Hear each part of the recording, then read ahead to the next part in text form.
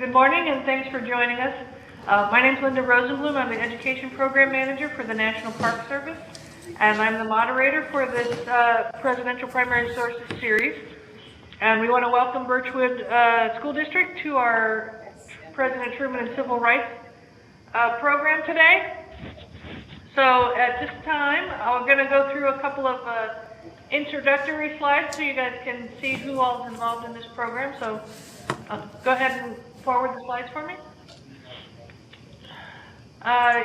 Here you'll see all the partners that are participating. The Internet 2 is our hosting partner, the National Park Service, the Presidential Library, the Sixth Floor Museum at Dooley Plaza, President Woodrow Wilson House in Washington, D.C., and Magpie and Idaho Education Network are also helping us with our live stream and bridging for this event. So at this time, we're going to turn it over to Mark Adams at the Truman Library, who's going to be our presenter for today. And I'll put my microphone on mute and let Mark take over. Thank you, Linda. I would just want to check that the school can hear me okay. Can you guys see me and hear me all right? I'm getting lots of waves and nods, so that's good.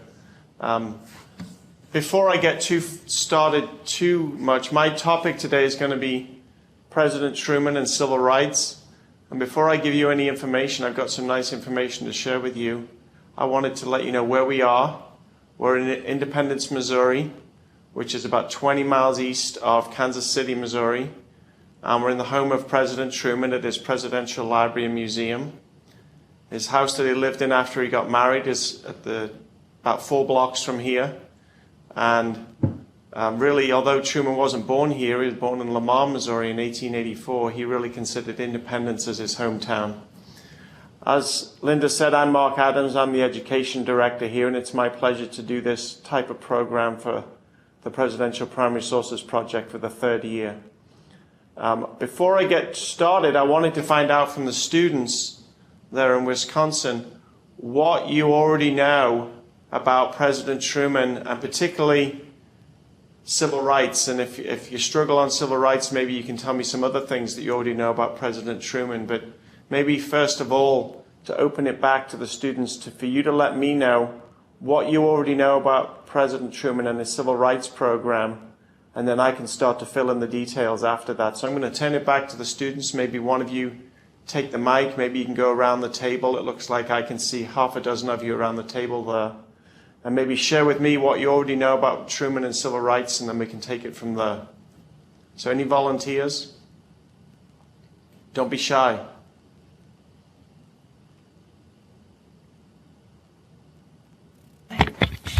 We don't really know anything about him. Okay, that's fine. I appreciate your honesty. What about, don't mute it just yet. I'm going to have you talk a lot this morning. So, but okay, so you don't know much about him and his civil rights. What do you know about President Truman? Anything at all that you already know about President Truman? Just in general? No. Nothing at all. Really. Okay, well, we're going to start at basic. Well, that helps me out, so I don't feel like I'm repeating information you might have considered. I'm going to come back to you here in a few minutes and ask you some more questions. You can leave it muted. You're fine. I'm going to come back to you and show you some things on the PowerPoint, and then maybe see what information we can gain from you. And I'm going to share information as well. I'm going to switch to the PowerPoint. I'm going to check that you can see that. Hopefully all our technology works today. And we'll go from there. Okay, can you see that PowerPoint okay? Yes? I can see you waving, but now my picture of you now has gone really small. So I'm going to, if you could just unmute and just let me know if you can see that PowerPoint. We can see it. Perfect. Okay, so this is a photograph of President Truman as he's about to address the NAACP in 1947, and we're going to get to some of that information later on. I'm glad that you can see it and you can still hear me, so that's good. So we're trusting the technology is working, so that's a great thing. Here at the Truman Library, we're our presidential library, we're part of the National Archives. We have close to 16 million documents in our collection here at the Library and Archives, all housed in this building. We have about 100,000 museum objects in our museum collection, and a small portion of that is devoted to President Truman and his civil rights programs. So that's what I'm going to devote my time to talk to you about today. And just to kind of go to the end before I get into the background, one of the main things that Truman's responsible for as president is Executive Order 9981. And on the right of the slide, you can see the photograph of that document that was signed in July 26, 1948. And I've deliberately not put the information on there about what this executive order was responsible for, because on the next slide, I'm going to show you a close-up. Now, I know that might be difficult to read from where you are, but can anybody make out the title of the top of that executive order? There's 2.5 lines, all in all uppercase letters. Can anybody see from your end what that executive order was about? Establishing the President's Committee on Equality of Treatment and Opportunity in Armed Services. Right, so this executive order Truman issued in July of 1948. Truman is establishing a committee to look at the equality and treatment opportunity of the armed services. So he's looking at the armed forces, all branches of the military, and establishing equal treatment for all. And then it ends up being a 2-page executive order where he establishes a committee to look into equality in the armed forces, and ultimately it leads to desegregation of the military. So you may be familiar with desegregation in the public schools in 1954, but 6 years earlier, Truman issues this executive order where we have integration of all branches of the military. So that's going to be one of the main focuses of what we're going to look at this morning. One of the things to consider, though, is that this was kind of a surprising decision by President Truman. He wasn't known really as an activist to favor African American issues at that time. He was born as a Southerner in Missouri in 1884. His family was very much on the southern side of the Civil War. Both sets of his grandparents owned slaves. His mother's family, the Young family, was actually imprisoned and interred by the Union Army, and they were moved from their home and forced to sign loyalty oaths to the Union Army, which didn't go over very well. And throughout his own life, Truman used racist language in letters, private letters to family and friends. So for him to do this executive order providing equality to all African Americans in the military was kind of a surprise. So one of the things I want to try and show you this morning is how that journey unfolds. How does he make that transition from being a Southerner and really not in favor of equality for African Americans to the point that he decides to integrate the armed forces and do some other civil rights measures as well by the time that he's president in 1948. So the background of Truman is important to understand this. You may or may not know then, if you didn't know much about President Truman and his background, earlier in his life, he was a soldier in World War I. He fought in France during that war. He trained in Oklahoma before going over to France in March of 1918. He was a captain, and you can see his identification card, which we have in our museum collection here. On the right side, you can see his name and his rank, the captain. And then after that, can you guys see the letters and the numbers after that on that identification card? Are you able to read that? Anybody able to see those letters and numbers? Yep. What do they say? 129 FA. You got that perfectly. 129FA. So you have a primary source there. This is his identification card from World War I. I don't expect you to know that, but did anybody want to take a stab at what those letters and numbers might mean? Any military people in the room that might understand that? Would it be his ranking or what they'd know him by? Not quite, but that's a good guess. Any other thoughts? Any other ideas there?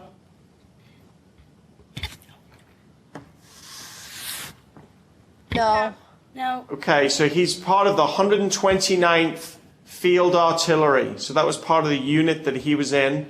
And if you can see the stamp at the top of the page, right to the left of his head in that photograph, you might be able to see 35th, and then you can see the letter D and maybe the letter V. And that's indicating that he's in the 35th Division. He was in charge of a battery that was known as Battery D, which made up of Irish Catholics from Kansas City. And at that time, he becomes very close friends for a lifelong friend, Eddie Jacobson from Kansas City, which becomes important later in his life. And then on the left, you can see him in his World War I uniform. Now, the reason I'm pointing this out is that when he, as a war veteran himself, he becomes very sympathetic to World War II war veterans 20 or so years later. So he comes back from Paris, from France in 1919, gets married, and then has a career as a clothes salesman with his friend Eddie Jacobson, who he met during World War I. They open a clothes store. That goes bust in 1922. And at that point, he goes into politics, becomes a county commissioner in the county we're in, Jackson County, Missouri, where Independence is the county seat. And then by the 1930s, he becomes a United States Senator for Missouri for the next 10 years until he becomes vice president in 1944. And ultimately, in April of 1945, 70 years ago this year, he becomes president. So some of the questions I want your teacher and you to consider later on, not today. I consider this as a way to get started on looking at Truman and civil rights. Some of the questions for you to think about. And I can sure send this PowerPoint to your teacher after the presentation today to think about how did this executive order come about, and we're going to address some of those issues this morning. What reasons Truman had for actually issuing the order. The fact that 1948 was an election year, a presidential election, and Truman was running. Did that make any difference at all? The fact there was lots of public pressure, letter writing campaigns, people trying to sway him one way or the other about rights for African Americans after World War II. And did Truman truly convert to this issue? As some historians have argued that he converted and that he changed his mind from his earlier life and really believed in what he was doing to provide more equality for African American soldiers. So those are some of the issues you might consider as you start to study this in more detail. As you study civil rights in the 60s, I always encourage teachers and students to go back into the 1940s and 1950s to see what was happening before the civil rights struggles of the 1960s. This is in 1948. In 1947, a very famous baseball player, African-American baseball player, started playing in the major leagues just 1 year before. Does anybody know who that was? What baseball player integrated baseball? Jackie Robinson. Jackie Robinson. So we've got all this going on at the same time. Very good. So the context is really important. You have baseball beginning its integration in 1947. And as we saw with that executive order in 1948, Truman integrates the military. So all of these things are beginning to happen. And what we're really looking at is why is that? Why is this beginning to change? So some of the things historians have looked at different ways that Truman made his decision, or any president makes their decision. And you can look at these 6 or 7 areas for any president, looking at any decision they make. Do they do it under principle? Do they do it because of circumstances that are demanding some action? Do they do it out of sense of morality, or is it because of politics and it's an election year? Or the pressure from other countries? Does it contradict foreign policy? Or is it because of public pressure? Or in fact, is it a combination of those things? So every presidential decision that's made by any president, you can look at these 6 or 7 areas, and there may be other issues as well, to measure them to say, why is a president acting this way? Why are they doing this at this time? Why are they making that decision? And so historians have looked at Truman and looking at that contradiction in his background and looking at his actions to try and figure out what is it that led him to make this decision. And there's no right or wrong answer. It's a question of interpretation. And to do that, we look at some of the documents, and we're going to do that here in a moment. Just to give you some background, World War II ends in 1945. Truman becomes president on April 12th, 1945, because FDR dies, and Truman is vice president. He's only vice president for 82 days.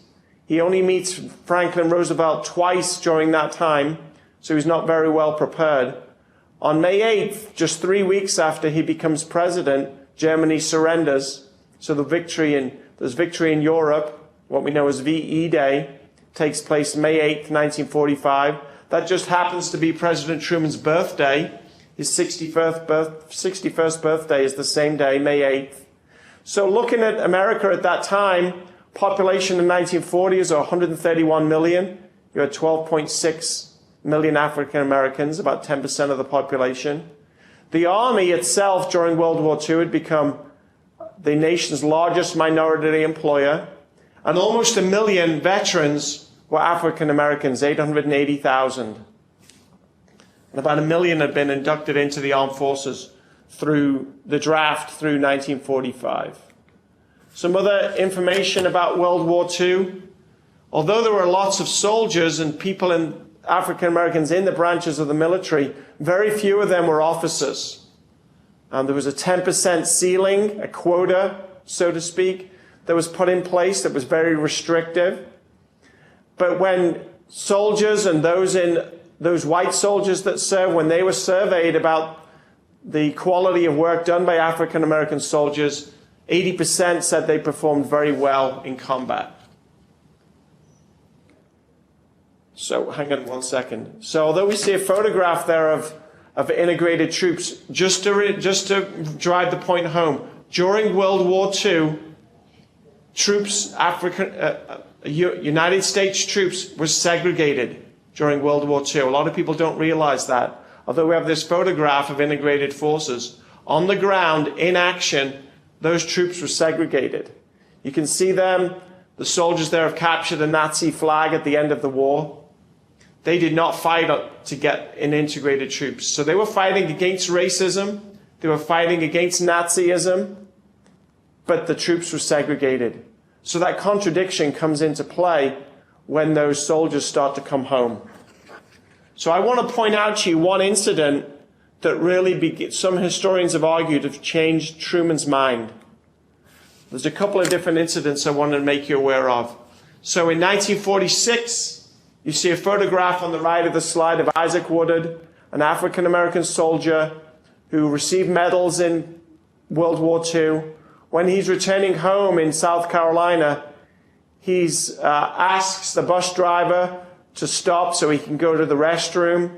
The bus driver's rather disgruntled.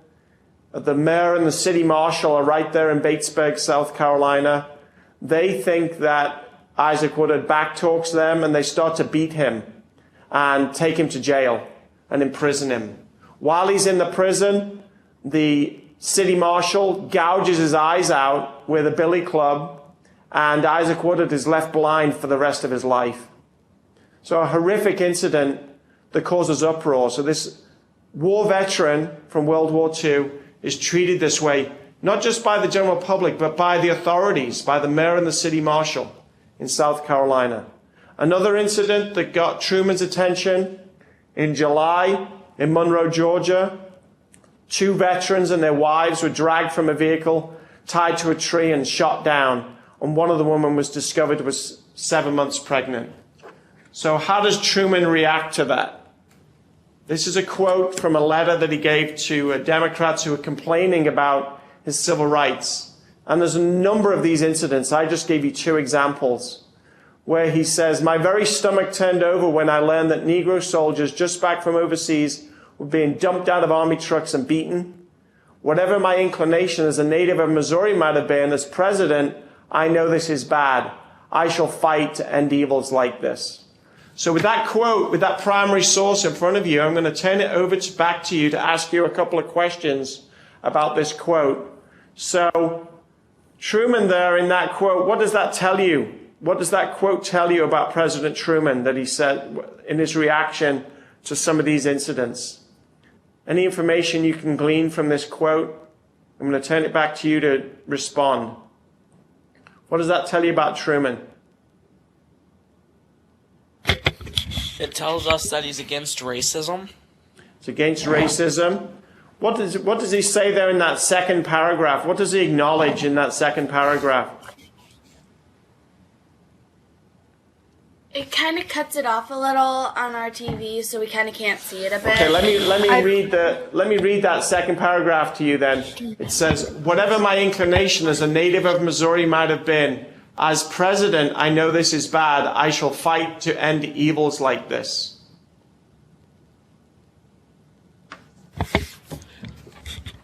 He's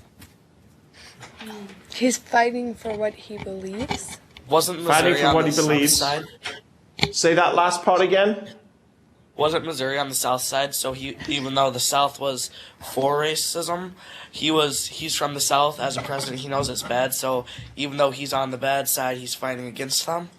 That's very good. So he's acknowledging the fact that he is from Missouri, what his inclinations as a native Missourian, but he knows in his role as president that this is bad. So he's kind of separating out, here's my personal life, here's where I'm from, here's my roots, but as president, I have to do something about it.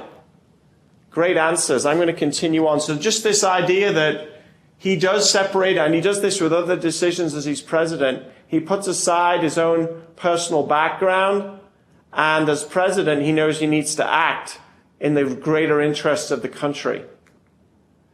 So one of the things he does, just to back up, that Isaac Woodard, who was beaten and blinded, the policeman that did that was put on trial. The trial lasted 30 minutes and he was acquitted. He was found not guilty. So Truman was even more outraged because the jury was all of his Southern peers and they decided nothing was wrong. So with that in mind, that didn't happen until October. So when that came down, Truman was outraged. And so he issues an executive order 2 years earlier than the integration of the military to establish a committee on civil rights, the first time that's ever been done in the United States history, to strengthen and protect the civil rights of the American people. And a year later, you can see the cover of that report called To Secure These Rights, where they talk about the types of things that need to be done to strengthen the civil rights of the American people. So there's some background here as they start to investigate what is going on. As I showed you the photograph on the very first slide, Truman became the first president to speak to the National Association for the Advancement of Colored People. And his quote there that's kind of often quoted from this, and you can see the photograph from his address to the NAACP, "It's my deep conviction we've reached a turning point in our country's efforts to guarantee freedom and equality to all our citizens. It's more important today than ever to ensure that all Americans enjoy these rights." So this was a speech that went nationally across the whole country about a year and a half before the presidential election. So he's really setting out his tone and what he now believes in, quite different than his earlier life. So this is I'm not going to tell you where this is from right away. Can you see this one paragraph on your screen clearly? Most of it. Most a of it. little Okay. bit. Okay. So I want you to read this. I'll explain where it's from in a little while. But I want you to read this. It's got a number 6. It says civil rights. Read what you can, and I'll read it to you as well, so I can read the parts that maybe are cut off at the bottom. It's just 6 or 7 lines. And then we're going to talk about this document. So be ready to weigh in on what you think this is and where it came from. But I'm going to read it to you first, just because of the nature of the technology. The Republicans know how vulnerable the Democratic Party is insofar as the Negro vote is concerned. They have been bending every effort to woo the Negroes away from the administration's fold. In all probability, Republican strategy at the next session will be to offer an FEPC, that's Fair Employment Practices Commission, an anti-poll tax bill, and an anti-lynching bill. This will be accompanied by a flourish of oratory devoted to the civil rights of various groups of our citizens. So with that in mind, what do you think this document is? Who do you think has written it? Who do you think it's aimed at? Any guesses?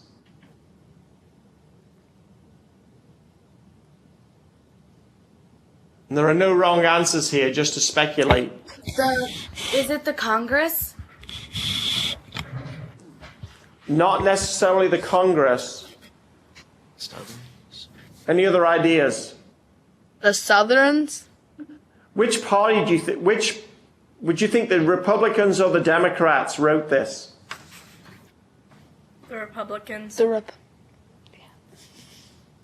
Okay, so read the first two sentences. The Republicans know how vulnerable the Democratic Party is insofar as the Negro vote is concerned. They have been bending every effort to woo the Negroes away from the administration's fold. Those two sentences should help you identify who wrote this. So the Democrats? Yeah, the Democrats. Why do you think that? It was just a wild guess. It's a wild guess. Scotty? Because it's like stating the Republicans, not like the Democrats. Or it's telling the Republicans in a way, I guess. So the first part says the Republicans know how vulnerable the Democratic Party is. And then it says they have been bending. So when they say they, who are they referring to? Is it the Republicans? Yeah, they're referring to the Republicans. So this is written by the Democrats. And this is actually written, you guys did a great job there. This is actually written by some of Truman's aides about a year before the 1948 election. So it's written in November of 1947. And it actually is part of a 43-page memo of their election strategy. What the Democrats need to do to win the 48 election a year later. So they're laying out, here's what we need to do to win the election. So let me show you another part of this. This is just a very small extract from this 43-page memo. But there are two pieces in it that refer to civil rights. So when it says the administration, it's talking about the Truman administration. So on this one, it says the administration would make a grave error if we permitted the Republicans to get away with this. It would appear to be a sound strategy to have the president go as far as he feels possible could go in recommending measures to protect the rights of minority groups. This course of action would obviously cause difficulty with our Southern friends, but that is the lesser of two evils. Okay, so what information can you gain from this second extract? What are the Democrats telling Truman and the administration to do?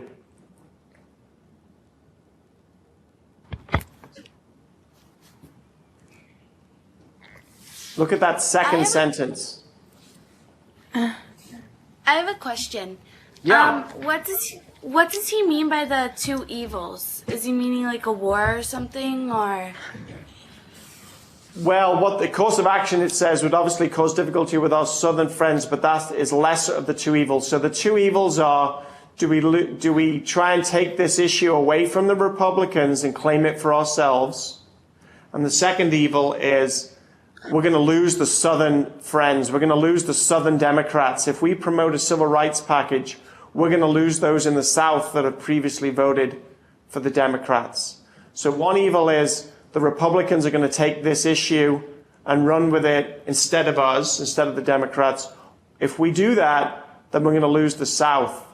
So the two choices are, do we take this issue away from the Republicans, or do we let them have it, or do we lose the South? And so they're saying we're prepared to lose the South to win the general election. So that second sentence, it says, it would appear to be sound strategy to have the president go as far as he feels possible could go in recommending measures to protect the rights of minority groups. So what strategy are they telling the president to follow?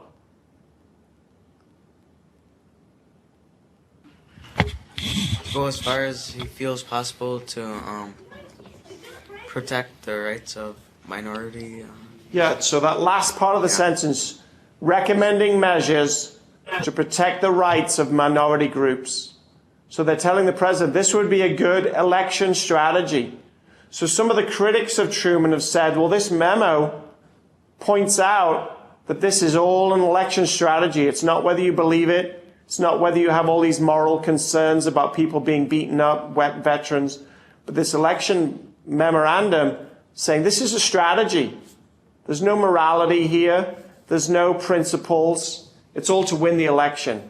And historians debate these things by finding these pieces from recommendations that were made to Truman. There's no real response from Truman, so we don't know what Truman thought about it, but people have pointed to that. So I'm not going to go through all of these points, but that election memo covered many, many things. They predicted who the Republican candidate would be. They said that Truman must move to the left, that machine politics was over, and they should be more aware of pressure groups. They should try and court the vote of farmers, labor, progressive, and racial groups to win New York, Pennsylvania, Ohio, Michigan, and so on and so on. Amazingly, this 43-page memo comes out to be true. Many of these things come to pass. So it's just more ammunition for critics of Truman to say that the only reason he did this civil rights program was to try and win the 1948 election. Okay. Now, I know this one's a little bit small, but are you able to read this extract? Yeah. Okay, this is from Truman's memoirs in 1956. So this is 3 years after his presidency is over. And really what I wanted to point at is the last paragraph. Are you able to read the last paragraph? You said earlier the bottom part of this was cut off. We can read the last paragraph. Oh, good. So take a look at that last paragraph. This is where Truman's remembering his presidency and various pieces of it. It's a 2-volume book, but this is just one page of that. The last paragraph says, I felt also that any other course would be inconsistent with international commitments and obligations. We could not endorse a color line at home and still expect to influence the immense masses that make up the Asian and the African peoples. It was necessary to practice what we preached, and I tried to see that we did it. So, in that paragraph, what is Truman saying his motivation was to follow a civil rights program?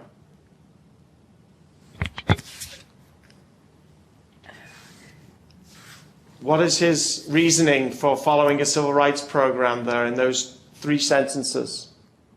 Anybody? Is it meaning a little bit more global? More global. And what does he say is inconsistent? The International.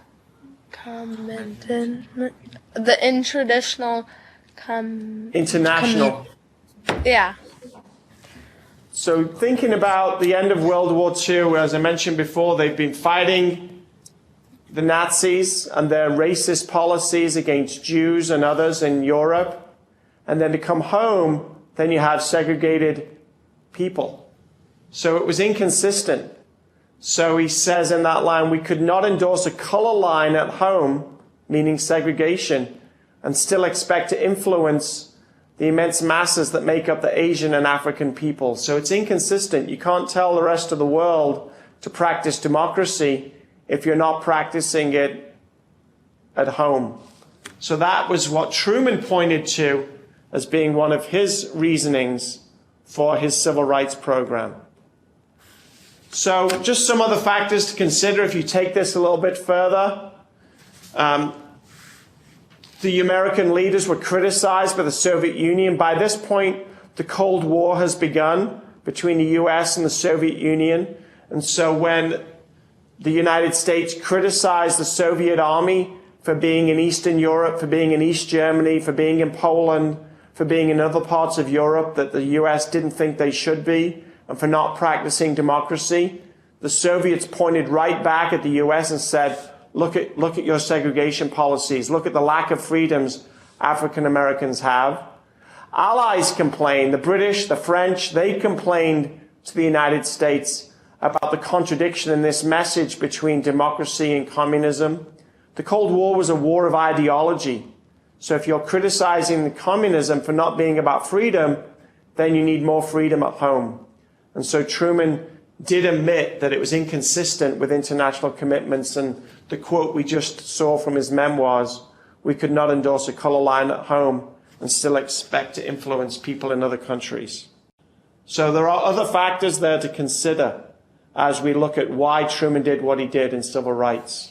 I was going to have you look at these letters, but in retrospect, I think some of these are too small. But as I mentioned, I'm going to send these to your teacher so you can see these in more detail in your classroom. And I would encourage you to analyze these letters. I've got 3 or 4 of them that I'm going to skip through here pretty quickly to see what people are saying, the public pressure that I mentioned at the beginning. So this letter is from the Committee Against Jim Crow in Military Service and Training, where the African American community are threatening not to enroll young African Americans in the draft.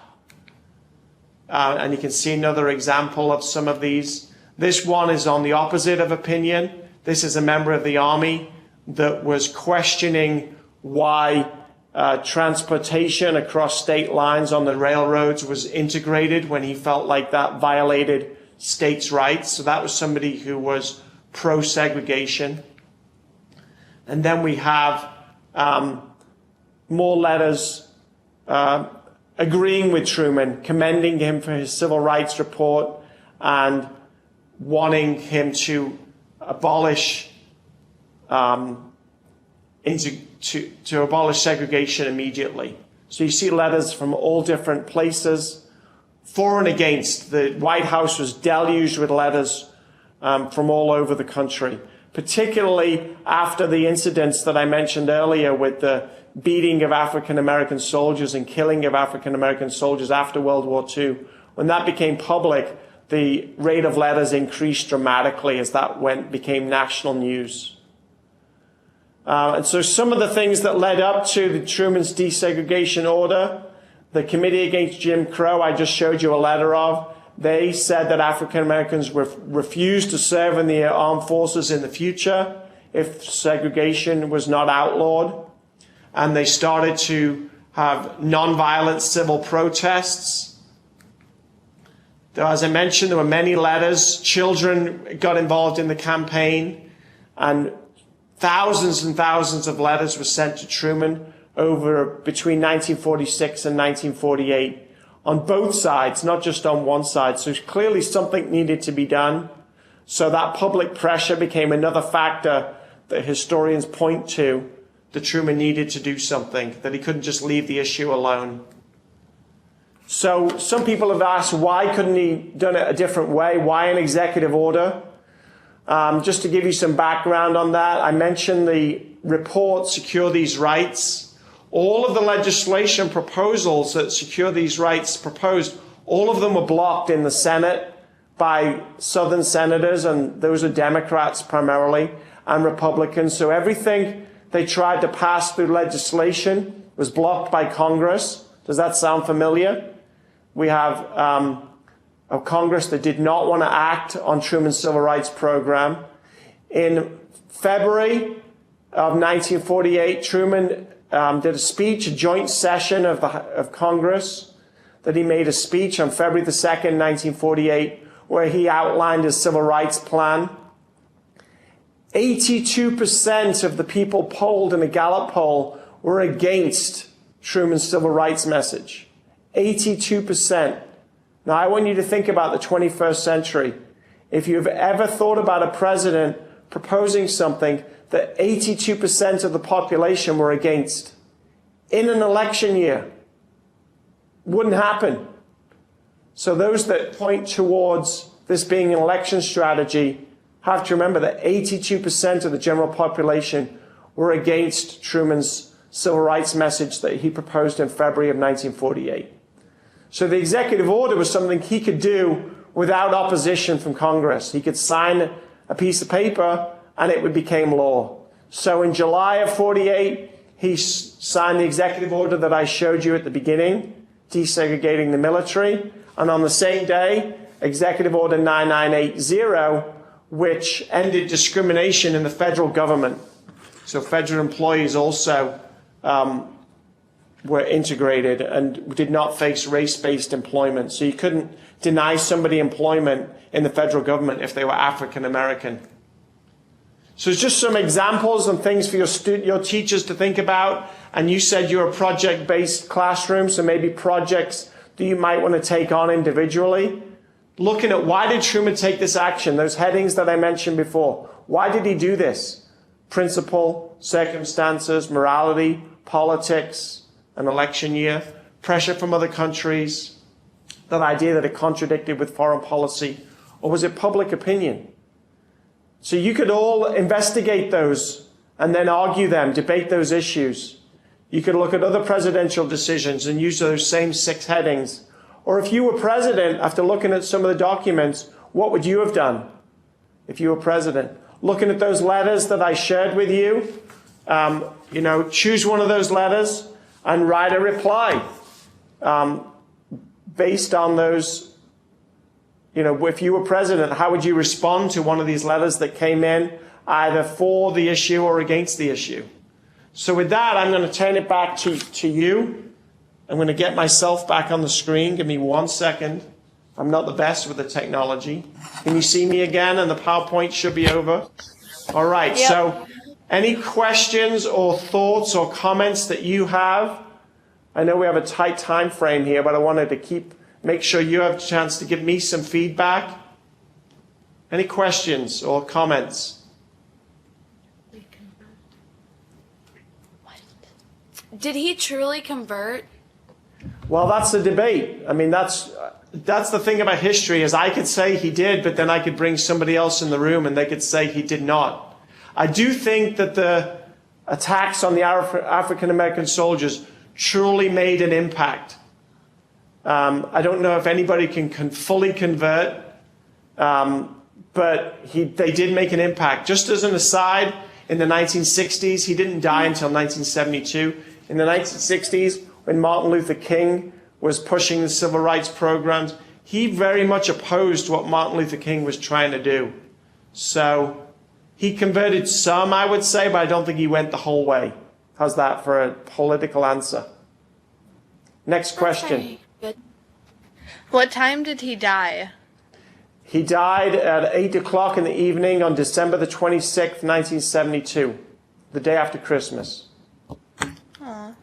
So he was 88 years old. He's buried here in our building in a courtyard. We have a courtyard in the center of our building. So directly behind me, we have a screen behind me right now, but if I was to walk 50 feet behind me, out of the doors behind me, President Truman is buried here and Mrs. Truman is buried here. Oh. Another question. What's his real wife's name? His wife's name is Elizabeth Wallace Truman, and she's known as Bess Wallace Truman. Wallace was her maiden name. So although her name was Elizabeth, she was more often known as Bess. And on our website, trumanlibrary.org, we have almost 1,400 letters that President Truman wrote to Bess Wallace over the course of about 40 years. So you can see all of those online. Yes? How did he die? Just of old age. He'd had a fall in 1967, and then about 5 years later, he died at age 88. Just some pneumonia and then some old age.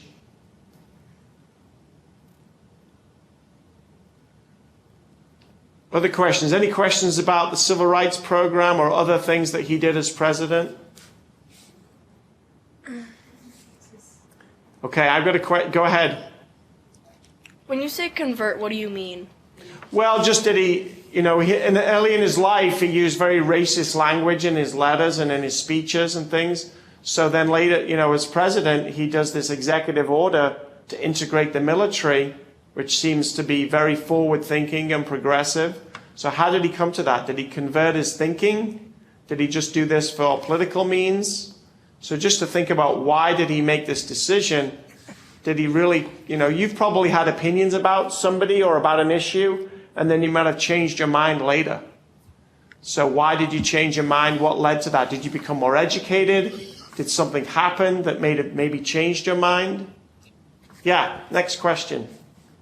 Could it be debatable of whether or not he was for racism or not for racism? Absolutely, it could be debated. Absolutely, yeah. So you could really structure that in your classroom. You could have some people take one issue, some people take the other. Look at the documents. We have a lot of documents on our website. We have a special section on Truman's desegregating the military. You can see on our website lots and lots of documents that talk about those issues. Yep. So you could certainly debate it. Some historians would say, yes, he converted, and some would not. I was going to recommend one book, and then I'll take another question. You probably can't see the book, but this is a book that was written just a couple of years ago by John Taylor. He's a professor here in Missouri, and the name of the book is Freedom to Serve. And it's a great book because it has the documents in the book. So you can see some of the letters and some of the documents. The book itself is only about 175 pages, so it's not too long, quite thin. And the back of the book are lots of the documents that really reference his decision. And there's a companion website to go with the book, so you can see all of the documents online as well. So it's Freedom to Serve by John Taylor, and John is spelled Jon, so John without an H. And I would highly recommend this for high school students that are looking at civil rights in the 1940s. It's a great book. Question? Yes, I have two.